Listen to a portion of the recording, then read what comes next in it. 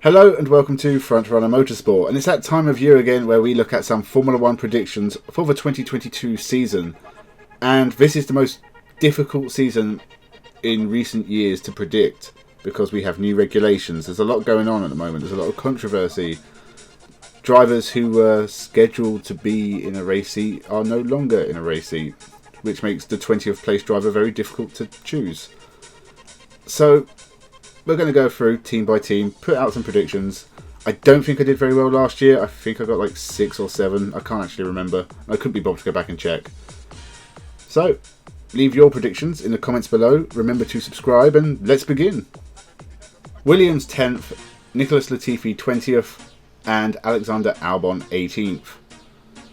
Williams did a great job last year. They got some points that hadn't happened the year before, and they seem to be on the rise. But I think this is going to be a backward step for the team. I think losing George Russell is a big loss for them because he was the one getting into Q2. He was the one most likely to score points. He definitely had the most pace out of the car. I have defended Nicholas Latifi till the cows come home.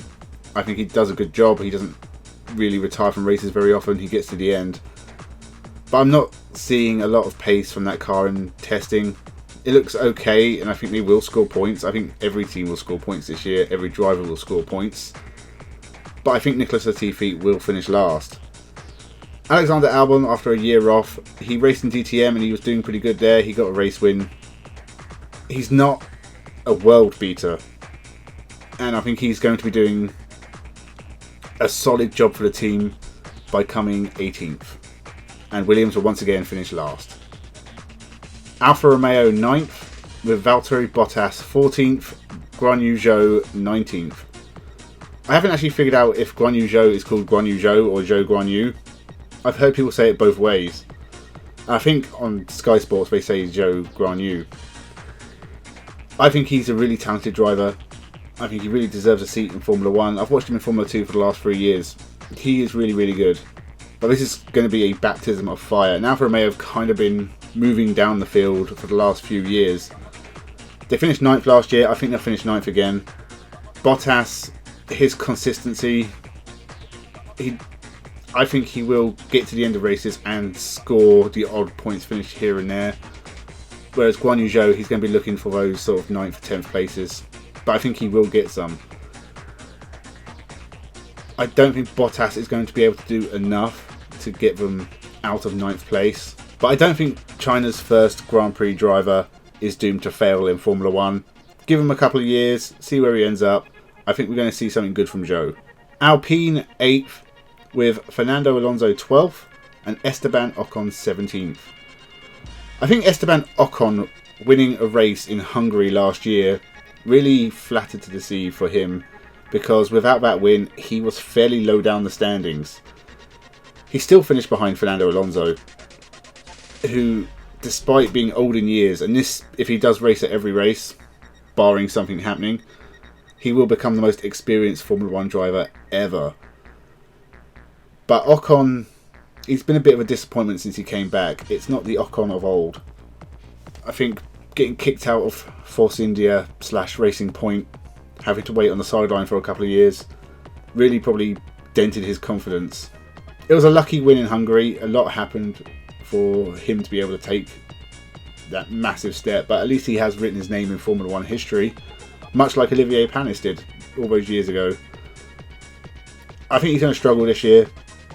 Alpine had a difficult testing period, and I can see Ocon finishing 17th and possibly his final year in Formula 1. Alonso will do what Alonso always does. He'll get points.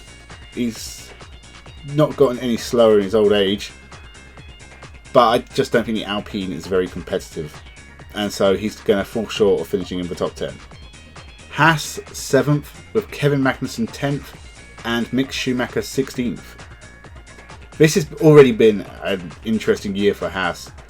All their troubles, all their mistakes, all their blunders, all the sponsor issues over the last few years, and what it's boiled down to is an upgrade.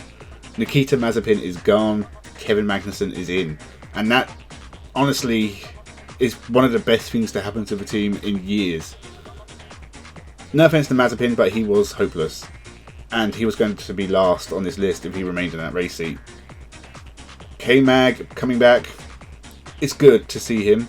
As much as I said, like, Pietro Fittipaldi should have the seat, I did say Kevin Magnussen was the next best option. And honestly, he's probably the better option.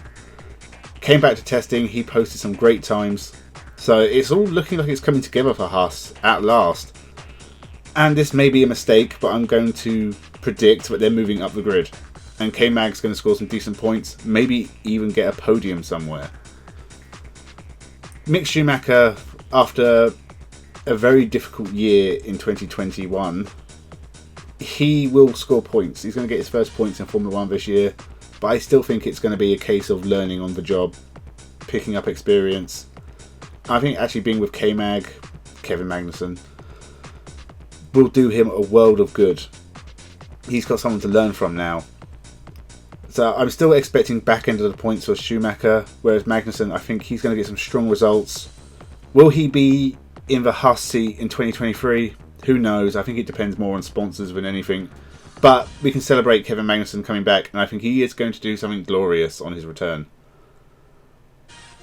Aston Martin 6th, with Sebastian Vettel 9th and Lance Stroll 15th.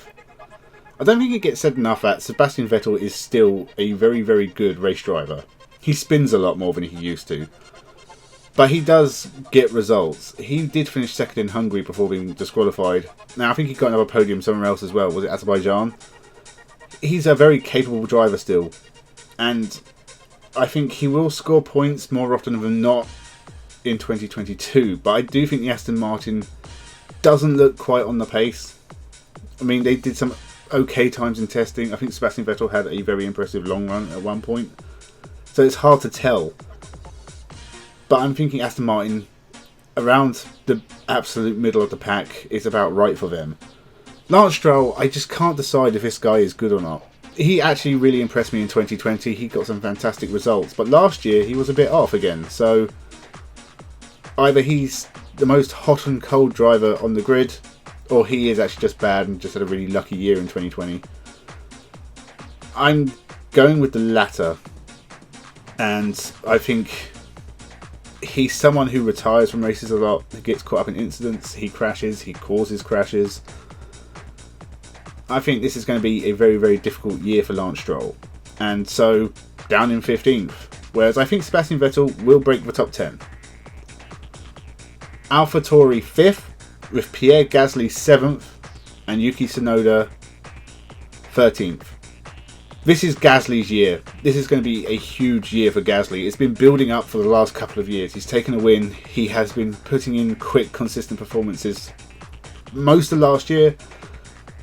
Easily, he's going to be getting into Q3 on a regular basis. He's going to be scoring points at pretty much every round, and there are going to be some big results for him this year. And he is going to be pushing the top teams. I would almost say best of the rest, but I think there will be one driver finishing above him outside the big teams. Doesn't matter. Pierre Gasly, he deserves a Red Bull drive. And I think depending on Sergio Perez's results in 2022, we could see Gasly called up, or maybe even go somewhere else in 2023. Tsunoda, he's a good driver, but he is not on Gasly's level. And I think he's going to get caught out in the midfield pack a bit more. And that's going to see him down in 13th. But the Japanese driver, I think, give him another couple of years, he is going to be a good driver. So I'm not losing hope on Tsunoda, but I think he has to accept that the first couple of years are going to be tough.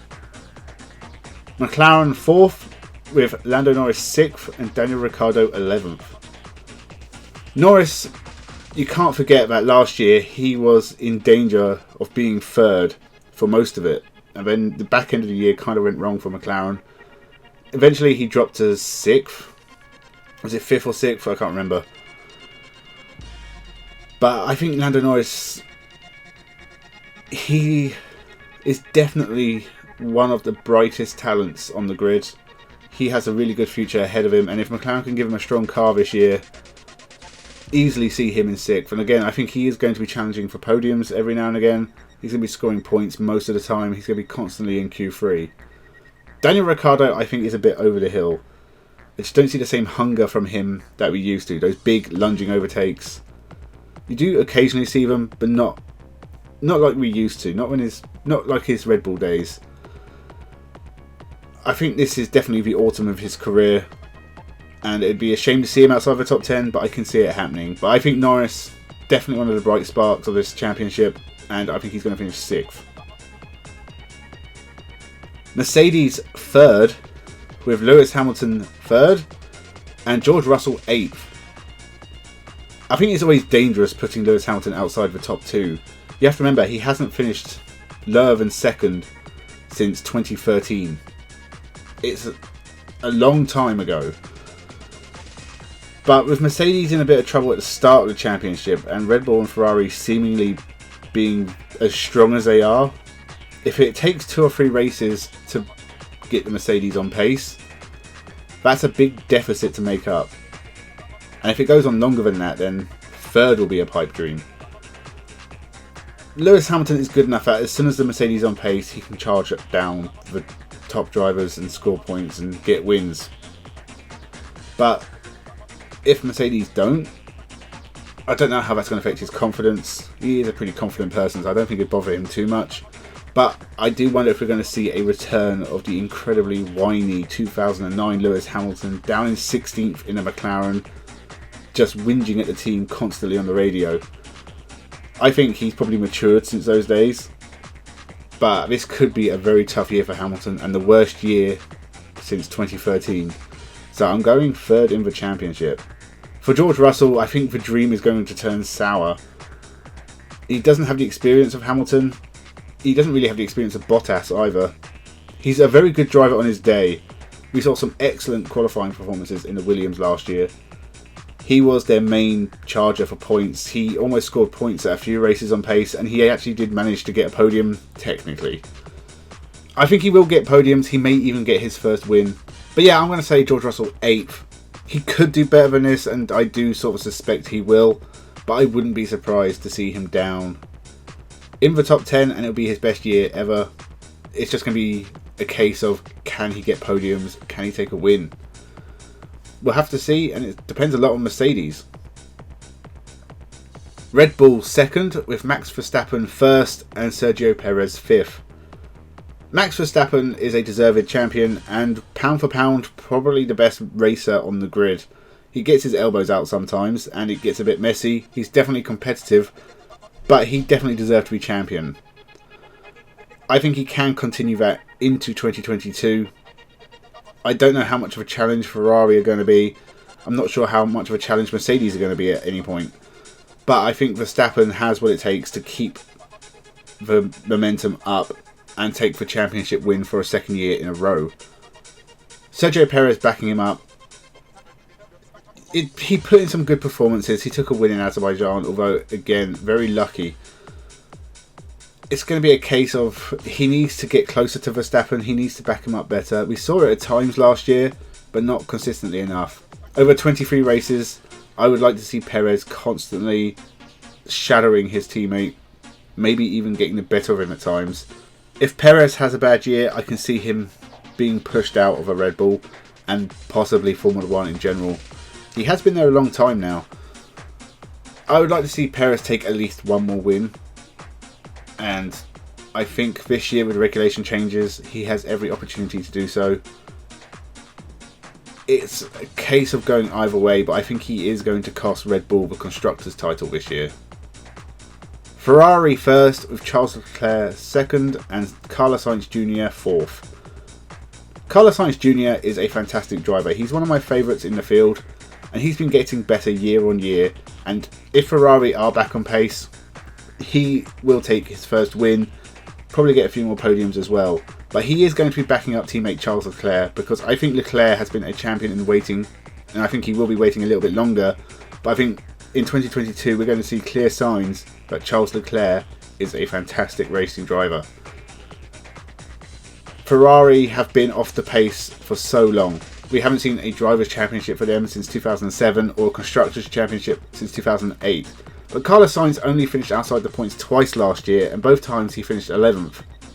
He continues that form into 2022, constantly finishing, constantly scoring points, getting some bigger results. He may even be a title threat. But I think him and Charles Leclerc together, they're both point scorers, they're both very consistent. And, you know, if Ferrari have the pace, this could be a massive year for Tifosi and for Ferrari. And for everyone watching Formula 1, I think it's going to be a very, very exciting year as we see, hopefully, a battle between Ferrari and Red Bull, with possibly Mercedes joining in at some point, depending on how long it takes for them to sort out their issues. So that was my predictions for the 2022 Formula 1 Championship. So Max Verstappen champion, Charles Leclerc second, Lewis Hamilton third. Do you agree or do you disagree? Leave your thoughts down below and leave your predictions down below. I would love to see who you think will be champion.